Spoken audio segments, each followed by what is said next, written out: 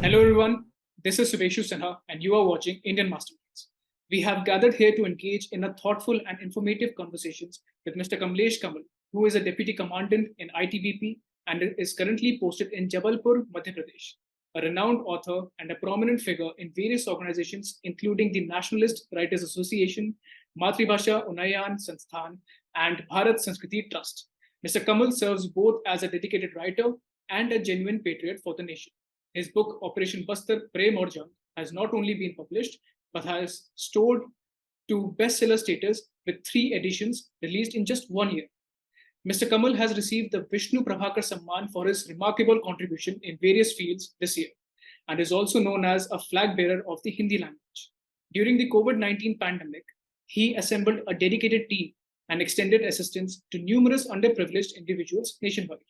Mr. Kamal, welcome to the conversation with Indian Masterminds. Thank you and thank you everyone. तो चलिए शुरू करते हैं। अपनी किताब जी। ऑपरेशन बस्तर प्रेम और जंग के बारे में बताएं।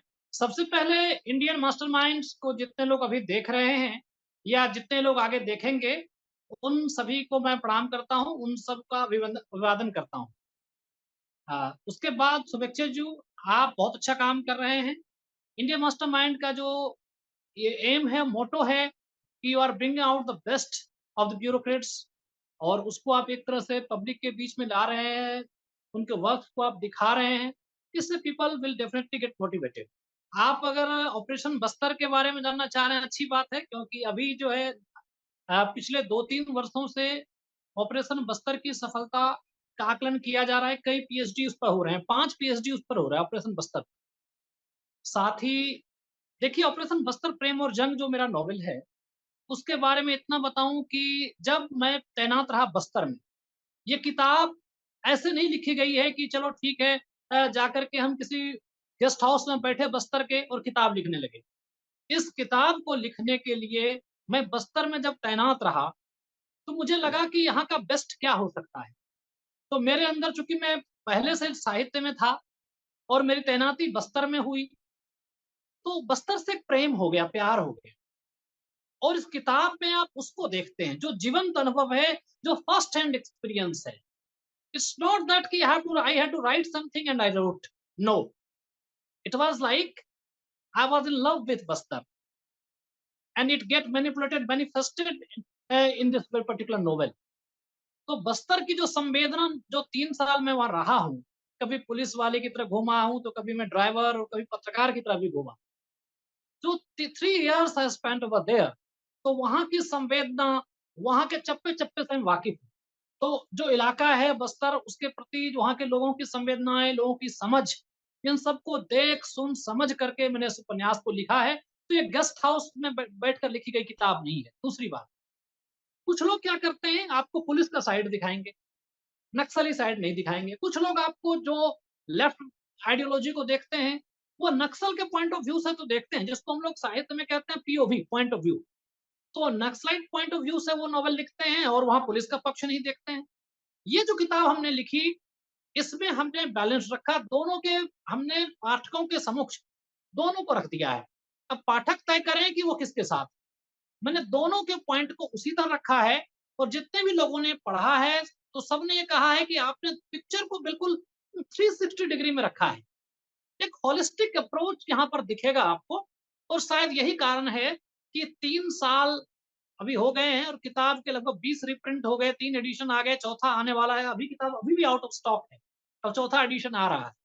तो ये इसकी सफलता का एक कारण आप समझ सकते हैं, क्योंकि प्रेम और जंग में जंग ज़्यादा महत्वपूर्ण नहीं होता, प्रेम महत्वपूर्ण है।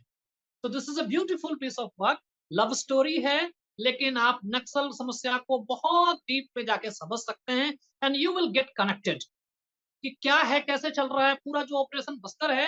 तो एक लव स्टोरी के माध्यम से आप पूरा समझते हैं, you will get the whole picture, holistic picture over there. दूसरा मेरा प्रश्न ये है कि क्या आपने ऑपरेशन बस्तर के अलावा भी कोई किताब लिखी है और आपको किताब लिखने की इंस्पिरेशन कहाँ से मिली? मुझे बताने में खुशी हो रही है कि ऑपरेशन बस्तर मेरा नॉवेल बहुत चर्चित है, लेकिन जो मेरा मेन काम है वो हिंदी व्याकरण का है। वो हिंदी व्याकरण, हिंदी भाषा विज्ञान को मैं पिछले 15-17 वर्षों से लिख रहा हूँ। देश के सभी प्रमुख विश्वविद्यालयों में जाकर के भाषा विज्ञान पढ़ाता हूँ, उसकी कक्षाएँ लेता हूँ। और भारत सरकार की कई परियोजनाओं में, जैसे गृह मंत्रालय की परियोजना है, शब्द सिंधु परियोजना, समावेशी शब्दकोश है, 22 भाषाएँ जो हैं अपनी 8th शेड्यूल में, उसका एक शब्दकोश बन रहा है। तो आप देखेंगे उस परियोजना में मैं हूँ, वहाँ पर शब्द दे रहा हूँ। इसी तरह से अलग-अलग परियोजनाओं में भारत सरकार के मैं काम कर रहा हूँ। शब्दों के ओरिजिन पर लिखता हूँ। इस पर मेरी किताब है और बड़ी चर्चित हुई है किताब। यह भाषा संशय शोधन प्रभात प्रकाशन से आई है। इस किताब के लिए पाठकों को बताने में मुझे बड़ी प्रसन्नता हो रही है कि गृह मंत्रालय ने इस पुस्तक को अनिवार्य कर दिया है। 33 विभागों में किताब चल रही है। आप गृह मंत्रालय के किसी भी ऑफिस में कहीं भी जाएँ, चाहे वो कोई भी फ़ोर्स हो, कहीं भी पुलिस वाले हों, आप जाएँगे तो वहाँ पर ये किताब आपको दिखेगी। क्योंकि सही हिंदी, शुद्ध हिंदी लिखने के लिए आप इसे सीखते हैं। छठी क्लास के बच्चे से लेकर के विश्वविद्यालय के जो विभागाध्यक्ष हैं, उनको ये किताब अनिवार्य लगती है। यूपीएससी के लिए मुखर्जी नगर वगैरह में हर जगह स्टॉल लगे हुए हैं इसके। यूपीएससी के लिए इस किताब की उपयोगिता बहुत ज़्यादा है। यूपीएससी के बच्चों के बीच ये किताब बहुत लोकप्रिय है। आप अगर मुखर्जी नगर में जाएँ तो वहाँ पर मेरे पोस्टर के साथ ये पुस्तक मिल रही है, क्योंकि अनिवार्य हिंदी और जो है इस अनिवार्य हिंदी में तो यूज़ है ही इसका, लेकिन सबसे बड़ी बात है कि आंसर राइटिंग। देखिए जब आपकी भाषा अच्छी होगी, आप कम शब्दों में अपनी बात रख सकेंगे। और यूपीएससी में आपको टू द पॉइंट रहना है, सही समय पर सही शब्द। प्रश्न में पूछा है अंतर बताइए और अंतर और भेद, भेद और अंतर में व्याख्या करें, समीक्षा करें, परीक्षण करें, सब में क्या अंतर है? समीक्षा और समीक्षण और परीक्षण अलग-अलग चीज़ें होती हैं। तो इसलिए जब आप इस पुस्तक को पढ़ते हैं, तो जो अशुद्ध शब्द आप लिखते हैं, उसको समझते हैं आप, यह शब्द ऐसे नहीं होगा। उपरोक्त आप लिखेंगे, उपरोक्त गलत है। कहाँ हताश लिखें, कहाँ निराश लिखें, कहाँ आरंभ लिखें, कहाँ प्रारंभ लिखें। ऐसी हज़ारों गलतियाँ जो हिंदी में आप करते हैं, इस एक पुस्तक के अध्ययन से, अनुशीलन से आपको बहुत लाभ होगा और आपके जो उत्तर की गुणवत्ता होगी, वो अच्छी हो जाएगी। उदाहरण के लिए आप इसमें सीखेंगे कि प्रश्न पूछा नहीं जाता है, प्रश्न किया जाता है। इसी तरह की बहुत सारी चीज़ें जो आपको लगता है कि आप सही प्रयोग करते हैं। आपको इस पुस्तक में लगेगा कि अब तक मैं हिंदी को किस तरह देख रहा था, यह और ये, कहाँ यह का बहुवचन ये है। आप कहते हैं सवार और सवारी, सवारी वो नहीं होती जो गाड़ी पर बैठती है, सवारी वह है जैसे बस पर अगर आप बैठते हैं तो बस सवारी है और आप सवार हैं। लेकिन कंडक्टर भी बोलता है कि 2 सवारी आ गई, सवारी आ तो सवारी तो वो गाड़ी है जिस पर आप बैठेंगे। अगर घोड़े पर आप बैठते हैं तो घोड़ा सवारी है, आप सवार हैं। सवाल और सवाली में सवाली का अर्थ होता है माँगने वाला, सवाल प्रश्न है। तो अगर आप इस पुस्तक को पढ़ेंगे, तो ये चीज़ें आपको क्लियर होंगी और मैं हिंदी में यही कर रहा हूँ। इसके अलावा दैनिक जागरण जैसे अखबार हैं जिसमें मेरी भाषा की पाठशाला आती है, 7 करोड़ घरों में लोग पढ़ते हैं इसको। फेसबुक पेज कमल की कलम पर भी लगभग 7 लाख लोग उसको पढ़ रहे हैं और उस पर ये चीज़ें मैं लिखता हूँ कि शब्द बने कैसे हैं? कोई शब्द है उसका ओरिजिन क्या है? इस पर मैं काम करता हूँ, तो ये ऑपरेशन बस्तर तो चलिए एक साहित्यिक और चूँकि मैं I am basically a creative soul तो मैं लिखता हूँ, लेकिन साथ में मेरा एकेडमिक जो एक दायित्व है, मुझे लगता है कि हिंदी के शब्दों को लेकर के जो मैंने एक अभियान एक छेड़ रखा है, देश भर में मैं घूमता हूँ, लिखता हूँ कि भई ऐसा नहीं, ऐसा बोलो। लोग कह देते हैं सूर्या, सूर्या का मतलब सूर्य नहीं होता। सूर्या सूर्य की पत्नी को कहते हैं, कृष्णा का मतलब कृष्ण नहीं है। हरे रामा नहीं, हरे राम बोलना है, रामा मतलब कोई सुंदर स्त्री होती है। ऐसी तमाम चीज़ें जब आप कहते हैं कृष्णा, कृष्णा द्रौपदी को कहते हैं। कृष्ण का स्त्रीलिंग छात्र और छात्रा, अनुज और अनुजा, अग्रज, अग्रजा। इसी तरह से कृष्ण और कृष्णा, कृष्णा स्त्रीलिंग रूप है। तो जब मैं घूमता हूँ, लोगों को बताता हूँ कि भाई सूर्या बहन हो सकती है, सूर्या भाई नहीं। अभी दैनिक भास्कर की पत्रिका है आह ज़िंदगी, जिसमें ये चीज़ आया था कि सूर्या मतलब सूरज नहीं होता। समुद्र का मतलब समंदर नहीं होता। समंदर फ़ारसी में ज़रूर है, लेकिन समंदर का अर्थ होता है आग के आस-पास घूमने वाला कीड़ा। तो जब मैं घूमता हूँ देश भर में, शुभेच्छु जी, मेरा देश भर में यही अब काम है कि मैं अपनी ड्यूटी के अलावा छुट्टी लेकर के जाता हूँ और लोगों को यह बताता हूँ कि शब्दों के सही अर्थ को समझिए। आप उसको किस तरह से हिंदी के शब्दों को गलत प्रयोग कर रहे हैं, उसका शुद्ध रूप आप प्रयोग प्रयोग कर रहे हैं। तो हिंदी के शब्दों के शुद्ध रूप को लोग जानें, समझें, प्रयोग करें, इसके लिए मैंने अभियान छेड़ रखा है और जो टाइकून इंटरनेशनल जिसने फ्लैग बियरर के जो आपने शब्द यूज़ किया है, तो टाइकून इंटरनेशनल मैगज़ीन ने मुझे जो 25 ब्यूरोक्रेट में गिना था, उसमें उनका जो टाइटल था वो यही था कि flag bearer of Hindi, police officer who is the flag bearer of Hindi. तो मैं हिंदी में अब भाषाई शुद्धता पे काम कर रहा हूँ कि हम शब्द को कैसे लिखें। आरोपी, 2 आरोपी गिरफ्तार, जबकि आरोपी का मतलब होता है जो आरोप लगा रहा है। आरोपित, जिस पर आरोप है उसको आरोपित कहते हैं, आरोपी नहीं। ऐसे जैसे कहा गिरफ्तार, तो गिरफ्तार नहीं गिरफ्तार शब्द है।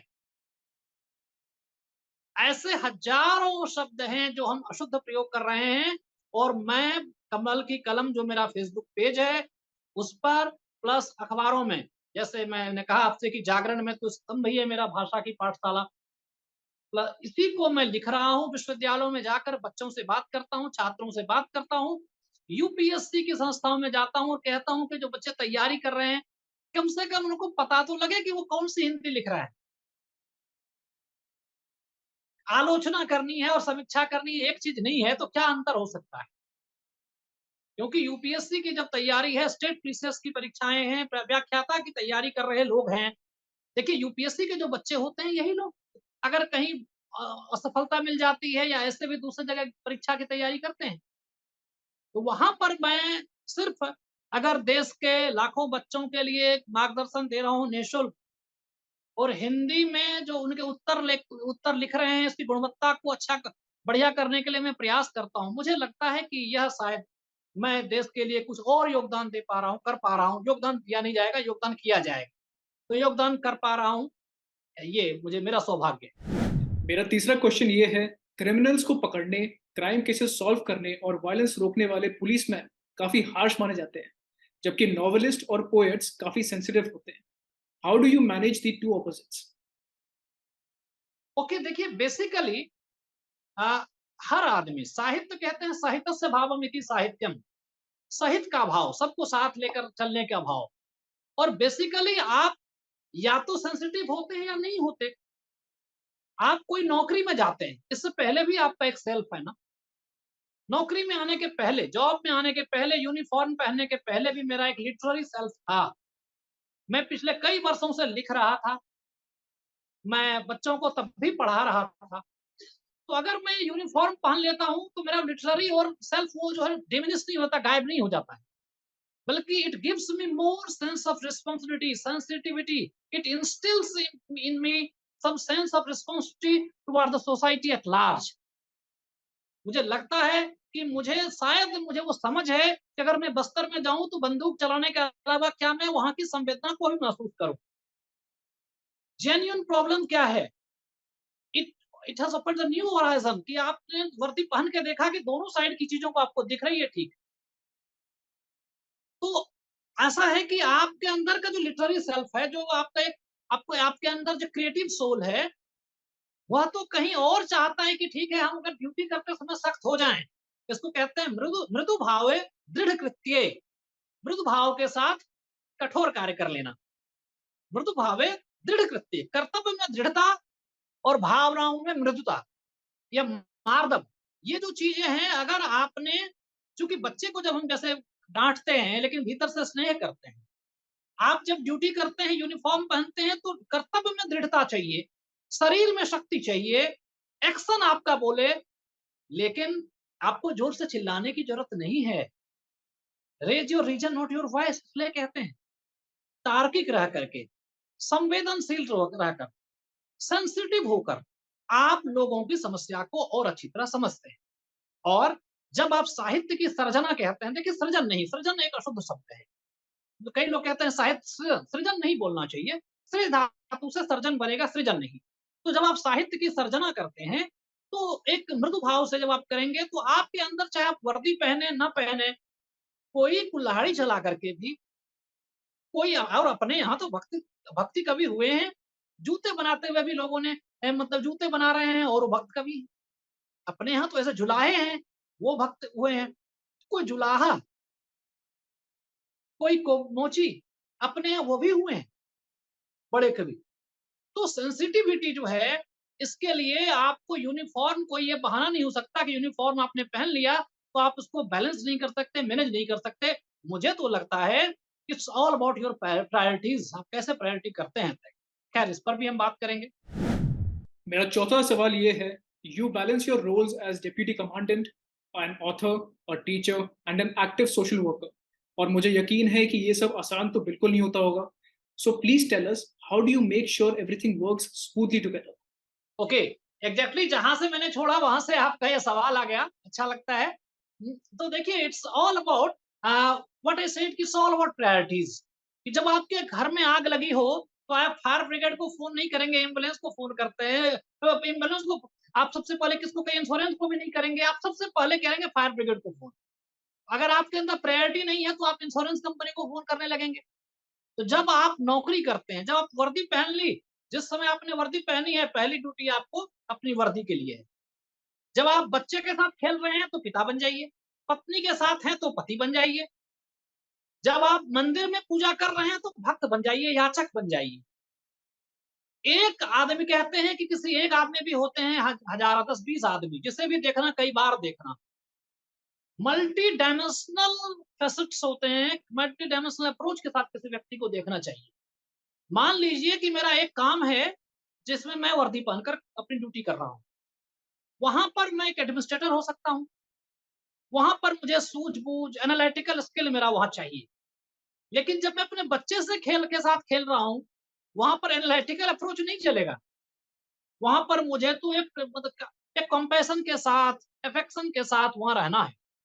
तो आप जितनी जल्दी जल्दी शिफ्ट करेंगे, आपको देखना है कि आप किस क्या क्या आपको काम करने हैं। And you have to tick in all the columns, you have to prioritise and tick in all the columns. Okay, मुझे यह भी एक रोल प्ले करना है। देखिए ओशो, जो भगवान रजनीश कह लीजिए, ओशो कह लीजिए, बड़े दार्शनिक थे। उनसे किसी एक्टर ने पूछा था, अच्छी एक्टिंग करने के क्या राज हैं? उसने कहा, अच्छी एक्टिंग का एक ही सूत्र है, मानो कि एक्टिंग कर ही नहीं रहो, रियल है। और अगली बात बड़ी महत्वपूर्ण कही कि जीवन में अच्छा जीना है तो ऐसे सोचो कि एक्टिंग कर रहे हैं। जीवन अच्छे से जीना है तो सोचो एक्टिंग कर रहे हैं। एक्टिंग करना ही है, अच्छे सोचो कि जीवन जी रहे हैं। मतलब यह है जिसको गीता में निष्काम कर्म कहा गया है, अनअटैच्ड एक्शन। अगर किसी ने गलती की है, मैं उसको सजा दे रहा हूं, एज पर लॉ दे रहा हूं, उसके प्रति एक कंपेशन तो होना चाहिए ना मुझे। जब मैं लिखता हूं, अलग अलग पात्रों के बारे में लिखूंगा, ऑपरेशन बस्तर लिख रहा हूं तो एक नक्सली के अंदर जब मैं घुसूंगा तो मैं नक्सली बन के लिखूंगा। वहां पर मैं पुलिस वाला बन के लिखूंगा तो जस्टिस नहीं होगा। तो हम कैसे शिफ्ट करते हैं, यह बहुत महत्वपूर्ण है कि हम शिफ्ट करें अपने इसको, अपनी प्रायोरिटीज को हम शिफ्ट करें और हम सबको एकोमोडेट कर पाए, तभी हम जस्टिस कर पाएंगे।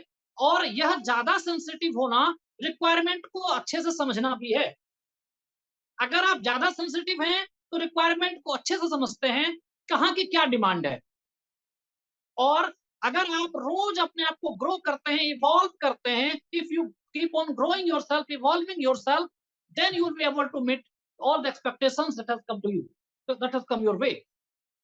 तो ये बहुत महत्वपूर्ण होता है शुभेच्छु जी, कि हम जीवन के सभी स्फेयर्स को, सभी सेगमेंट को, जिसको कहते हैं कंपार्टमेंटलाइज करें। You compartmentalise the things and just get focused on the task at hand, keeping something in the back of your mind, the task that you are going to deliver in the other arena of life. Mr. Kamal runs Hindi and essay subject classes for the UPSC, that too without any fee. Sir, क्या आप अपने इस initiative के बारे में हमारे viewers को थोड़ा और डिटेल में बताएंगे? मैं बेसिकली बड़ा एक हम्बल बैकग्राउंड से आया हूँ और नवोदय विद्यालय से पढ़ाई की, वहां पर अच्छा माहौल मिल गया, फिर आगे यूपीएससी के रास्ते थोड़े से आसान हुए। तो मुझे लगता है कि मुझे भी सोसाइटी को कुछ रिटर्न करना चाहिए। जब मैं नवोदय से आ रहा था तो टीचर ने लिखा था, you came here to learn, now go out to serve. तो अब जबकि एक ईश्वर की ऊपर वाले की कृपा है कि by the bless of almighty कि मैं एक अच्छी पोजीशन पे हूँ और जहां पर आजीविका का प्रश्न हल हो गया है, तो अब मुझे लगा कि नहीं सोसाइटी, और मैं हिंदी में या ऐसे के लिए मैं कुछ कर सकता हूँ। फिर मैंने इसीलिए मन में एक बात आई कि क्यों ना जो बच्चे प्रीलिम्स निकाल लेते हैं, उनके लिए मेंस और खास करके निबंध, मेंस में हिंदी और अनिवार्य जिसको कहते हैं निबंध का जो प्रश्न पत्र है उसके लिए मैं कुछ हेल्प कर सकूँ। तो कभी किसी कोचिंग के माध्यम से भी और कभी निःशुल्क मैंने इस चीज़ को एक रन किया कि नहीं मैं इसको बिना पैसे लिए जो भी बच्चे प्रीलिम्स निकाल लेंगे, उनके लिए मैं खुद मार्गदर्शन करूँगा। उन्हें बताऊँगा, उन्हें निबंध के सिनॉप्सिस वगैरह बताता हूँ कि भई इस निबंध को ऐसे लिख सकते हैं, इसको ऐसे कर सकते हैं और इससे एक लाभ होता है, बच्चे लाभान्वित हो रहे हैं। क्योंकि बहुत सारे ऐसे बच्चे हैं जो अफ़ोर्ड नहीं कर पाते हैं जाकर के कक्षाओं में मोटी फ़ीस भरना। तो उनके लिए एक चीज़ है कि चलो ठीक है, आपको कम से कम निबंध के लिए और अनिवार्य हिंदी के लिए, इन चीज़ों के लिए आपको सोचना नहीं पड़ेगा। इनको एक ये ऑनलाइन माध्यम से आप कर लेते हैं, जब भी स रविवार को, शनिवार को, इस तरह से मतलब वीकेंड में मैं कक्षाएँ लेकर के वो पूरा करवाता हूँ। इससे कई बच्चों को लाभ होता है। ये वो बच्चे हैं जो कि कोचिंग की मोटी फ़ीस नहीं भर पाते। तो in a way it gives me some sense of satisfaction कि ओके कि मैं कुछ कर पा रहा हूँ, I am at least returning something to the society at large. As we know, the second wave of the pandemic was extremely deadly, और उतने डेंजर के बीच में भी you and your team were continuously extending assistance to people nationwide. Will you please share this experience with our viewers? Okay देखिए जब corona का second wave आया, first wave में हम लोग कर ही रहे थे। When the second wave struck तो सब कुछ बड़ा सिचुएशन वाज़ वेरी chaotic। एक ट्रेजिक ट्रेजिक इंसिडेंस तो था ही ये, बड़ा chaotic था, सब कुछ अस्त-व्यस्त, सिलेंडर नहीं मिल रहे हैं, एक अस्पताल में बेड मिलना बहुत बड़ी बात हो गई थी। एमएलए सिटिंग एमएलए को अस्पताल में बेड नहीं मिल रहा था अच्छे हॉस्पिटल में। ऑक्सीजन सिलेंडर्स की मारामारी थी। ऐसे में हमने एक बड़ा ये समझा कि देश भर में चूँकि कमल की कलम पेज को फ़ॉलो करने वाले ठीक-ठाक लोग थे, तो फिर मैंने सोचा कि डॉक्टर्स की एक टीम बनाई जाए और कुछ डिपार्टमेंट के डॉक्टर्स से भी मैंने कॉन्टैक्ट किया। इस तरह से आपको मैं बताऊँ कि लगभग 250 250 पीपल जो हमारे पास थे डॉक्टर्स और मेडिकल फील्ड के लोग, लगभग 800 हमने उसमें वॉलंटियर्स को जोड़ा, 1000 लोगों की एक टीम बना करके स्टेट वाइज़ हमने एक कोर टीम बनाया, फिर स्टेट वाइज़ टीम बनाई और सेकंड वेव में फिर हम लोगों ने लोगों को मदद करना शुरू किया। एक व्यक्ति कहता है कि मैं पैसा दूँगा, तो उसका पैसा हम नहीं लेते थे, हम कहते थे कि आपके आस-पास में इस व्यक्ति को दवाई लेनी है, आप उसको दवाई पहुँचा दीजिए। आप इस आदमी को सिलेंडर दे दीजिए, वहाँ से लेके वहाँ दे दीजिए। तो जो किसी आदमी को सैटिस्फैक्शन होता था, ओके इसका बिल पे करना है, मैं गया और ये पेशेंट है, इसका बिल मैं पे कर रहा हूँ। इसकी मेडिसिन का मुझे पे करना है, मैं उस व्यक्ति को कह रहा हूँ कि ये लो आपको खाने के पैसे मैं देता हूँ। तो एक तो अब क्या है कि आप किसी संस्था को जब डोनेट करते हैं, तो पता नहीं सही आदमी को मिला ना मिला। लेकिन जब आप ये कहते हैं कि यार ये आदमी हॉस्पिटल में एडमिट है, इसका इतने का बिल है और ये बिल चलो मैं आपका बिल भाई साहब आपका बिल मैं देता हूँ। देने वाले को सैटिस्फैक्शन होता है। डॉक्टर्स को कोई पेशेंट है उसने कॉल किया, हमने कुछ डॉक्टर्स को लगा दिया कि आपके बगल का है, आपकी भाषा ये जानता है, आप बैंगलोर के हो, ये पेशेंट बैंगलोर का है, ज़रा-सा इसको देख लीजिए, कन्नड़ का है। डॉक्टर ने उसको फ़ोन पे गाइडेंस दे दी। रिम्स में जैसे मान लीजिए झारखंड में है, तो झारखंड की टीम में हमने रिम्स में से 3-4 डॉक्टर को रखे थे। अब वो फ़ोन पे ही लोगों को बस सलाह देते थे। इसमें क्योंकि बहुत सारे लोगों ने अपने आप को घर में रह के ठीक किया। देखिए जितना बड़ा डाटा गवर्नमेंट डाटा में कभी सही फिगर नहीं मिलेगा आपको। क्योंकि बहुत ज़्यादा संख्या में वो लोग थे जिनको कोरोना ने हिट किया, वो घर में रह के ठीक हुए। मेरी टीम क्या करती थी, किसी को सलाह चाहिए, हमने डॉक्टर की ओपिनियन दिखाई। डॉक्टर बताएगा उसको कि उसको जाना चाहिए हॉस्पिटल, नहीं जाना चाहिए, क्या करना है, नहीं करना है, तो ओके, कोविड पॉजिटिव तो है लेकिन सिम्पटम्स ज़्यादा नहीं आ रहे हैं, सिम्प्टोमेटिक है। उसको कौन-सी दवाई खानी है, क्या नहीं खाना है, कोई दिक्कत है तो डॉक्टर को फ़ोन करो। तो हर पेशेंट को हम एक डॉक्टर अलॉट कर देते थे। जैसे हॉस्पिटल में अलॉट होता है, तो हम यहाँ से ऑनलाइन एक डॉक्टर अलॉट करते थे, okay, this doctor has been allocated to you.